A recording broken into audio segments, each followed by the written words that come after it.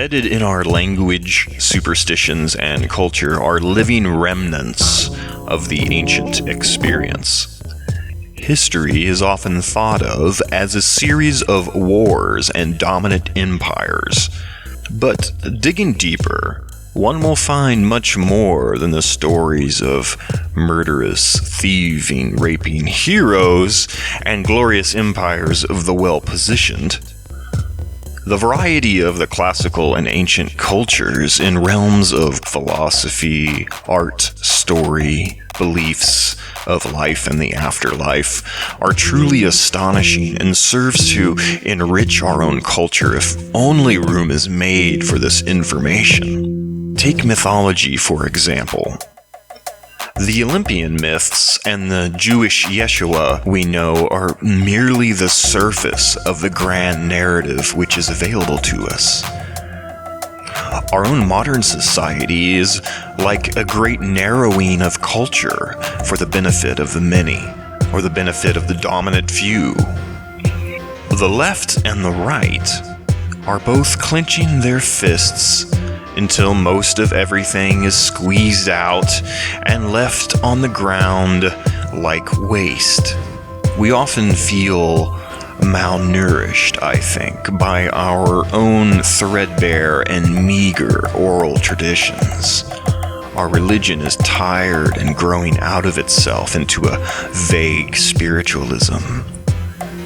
Secularism itself is naked and bare, ready to be clothed by a rich culture. A culture with a deep well of variety, opposed to the maddening self-same repetition of things like political discussion, consumption habits, music, and fashion. But these are only a handful of famished themes in contemporary society. A rich culture would embrace the new, but is aware of experiences of previous peoples and the social engineering with which they experimented. My only request tonight is that you open your eyes even a narrow slit to gaze upon the ancient light, if merely a bit.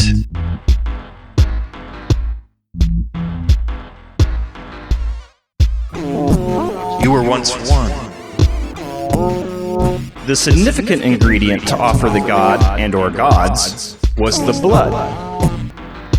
Are the English and his European friends doomed to eternity in hell for this?